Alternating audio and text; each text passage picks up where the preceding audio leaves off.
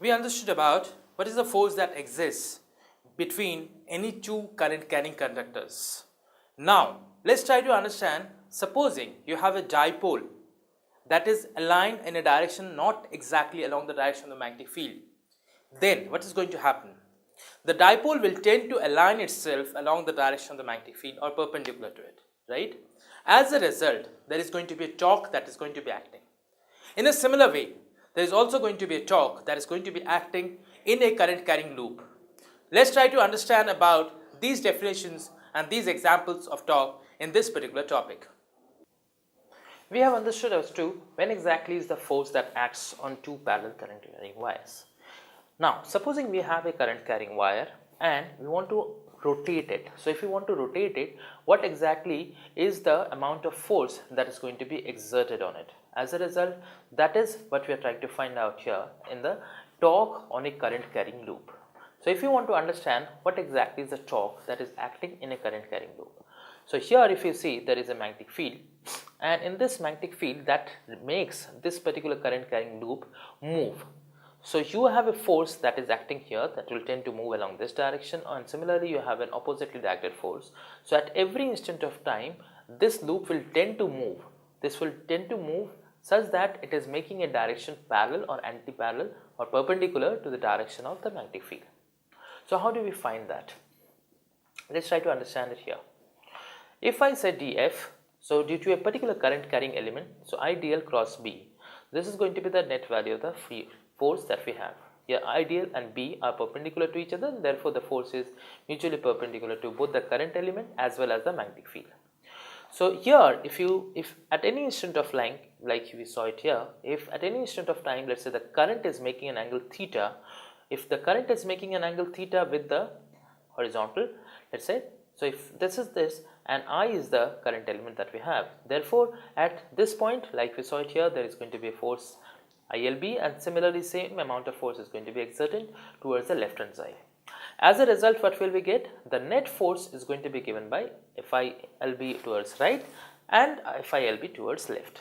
So the torque that is perpendicular to it, depending upon how much is the length perpendicular to the force. So we'll take the sin theta component. So L sin theta into F gives us I L square B into sin theta, where L is the length between the two sides.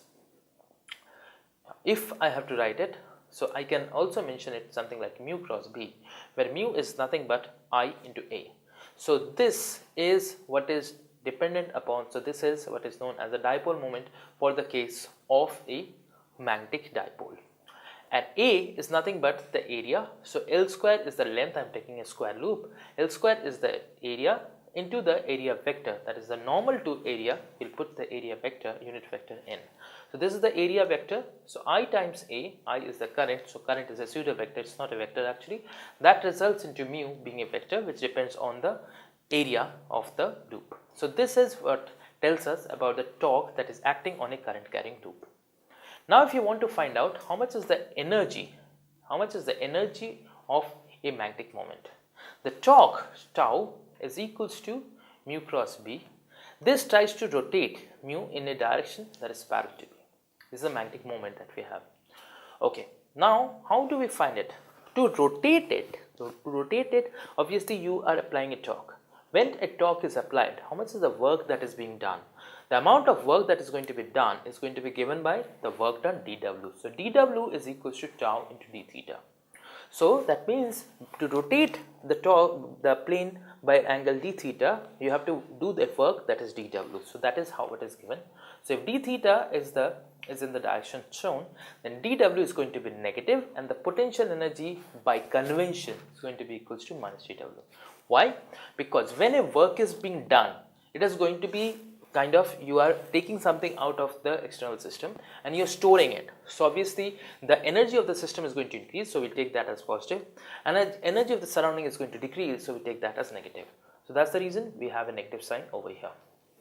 Since tau we found that it's equals to nothing but the magnetic moment mu into B sin theta, which is a function of theta that we have. Therefore, what will we get? We need to just integrate this. So this tells us, for making it move by an angle d theta, you are putting in an energy, the energy that is utilized is mu b sine theta. So if you integrate it, so over the total all possible values of the angles, so you will get minus mu mb cos theta. Or if you just use the dot product, because this is nothing but the it's a scalar quantity, so that's the reason you will get minus mu dot b. Moving on further, if you want to explain this, so this is one loop, this is your another loop, the magnetic field between these two, so this is something that's missing. This is the north pole, you have the south pole, and this is the force that tries to take it perpendicular to it, and similarly this is the force that tries to bring it, means it wants to align it perpendicular to the direction of the magnetic field. That's the torque that we have. As a result, what we are going to understand, so if I say let B is the magnetic field that is acting between the two poles that are given, N are the number of turns of the coil, that is more are the number of turns, more effectively is going to be the force that is going to be acting. And if I assume not a square loop, let's assume now a generic thing, let's say A and B are the two sides. So capital A being the area of the loop, and if I assume that I is the amount of current that is flowing. So what will we get? What are the sides which are going to be experiencing forces? You are going to be PQ and RS, not this one, and similarly not this one, right? Because this is along or anti-parallel to the direction of magnetic field. So there is no force being exerted, because for force to be exerted, it has to be perpendicular to the direction of magnetic field. So only the two directions that are perpendicular are PQ and RS. As a result, if we want to find out how much is the net value of force, so this is going to be IA cross B, which is equals to this. A is the side, and similarly for RS it's going to be this. So these two forces are going to be equal and opposite to each other. Therefore, what you are going to get, you are just going to multiply. The net force is going to be equals to this multiplied by the other side, that is equals to B. So as a result, the net torque is going to be just equals to IAB cos theta. So if you just understand this, so this is nothing but IAB cos theta. So B stands for the magnetic field, A is the area, I is the current that is flowing, theta is the angle that the torque that the loop is making with respect to the magnetic field. How much is the angle the loop is making with respect to the magnetic field? That is equals to theta. So if there are n number of turns, you are just going to be multiplying it by a factor of n. So this is the net result that you have, that is tau equals to NIAB cos theta. Going further, if you want to understand what are the different cases that we have. First case, if theta is 0, that is plane of the coil is parallel to the direction of the magnetic field. So you are going to have a maximum value of torque, which is going to be NIAB. Sorry, the I jumping around.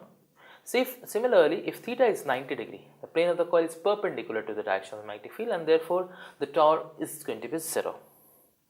If you are trying to find out normal to the plane of the coil, so if you are trying to find out normal to the plane of the coil, which is making an angle alpha, so obviously what you will get as a result, you will have something like alpha plus theta. Theta is the original angle, alpha is the other angle, and therefore they are going to be making an angle this. So you can simply write this as torque can also be written as NIAB sin alpha. So let me explain what I mean to say by this. Here this is with respect to the horizontal, and the normal to this is making an angle normal, such that this is equal to 90 degree. Now if you want to find out the net torque with respect to this particular normal, because it's going to be moving with respect to the normal, so the torque is going to be given by NIAB sin alpha. So this thing, if you want to write down, because why have we done it deliberately? Because we want to write down in terms of the cross product. So we have the magnetic moment vector, that is NIA, and we have the magnetic field, that is B. So M cross B gives us the net value of the torque that we have. So if you want to picturize this, so for instance here you can see that we have a couple of cases here. The first one, this is the direction of the current. If you are taking from the top view, this makes it, when the angle is 90 degree, effectively you have it something like this. Going further, if we take it for the case of 60 degree, actually it is 60 degree, then it's actually inclined. In a similar way, if you take it for the case of minus 30 degree, it's going to be inclined like this. For 0 degree, it's inclined like this. And finally, previously it was 30 degree, this is minus 30 degree. So this results into the net values of the torque. Hopefully you would have enjoyed listening to whatever we have discussed in the module. Now, if you still feel that there are any particular doubts that you have, so please visit our site www.askIITians.com. In this, go to the discussion board. Here you can find all the topics relevant to your questions. You can post your doubts in these relevant topics. And how exactly you are going to do it? Go to the right hand side corner of your screen. As you can see, you can select the category. The categories are defined here. You can select your category, type down your question. You can use your mathematical symbols as well. Else, if you have the question in the form of an image, you can attach the image, post it. We can assure you that the questions would be moderated and answered between 24 to 48 hours after you post it. So keep posting and happy posting. Thank you.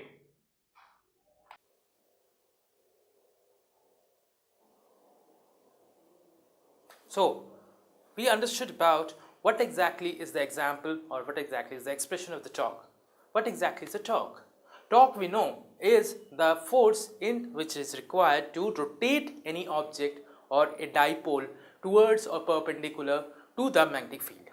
And therefore, we also learned about if you have a current carrying loop, in that case, what exactly is the expression of the torque. We also understood about what exactly is the amount of potential energy that is required for this particular purpose. So stay tuned for more on this.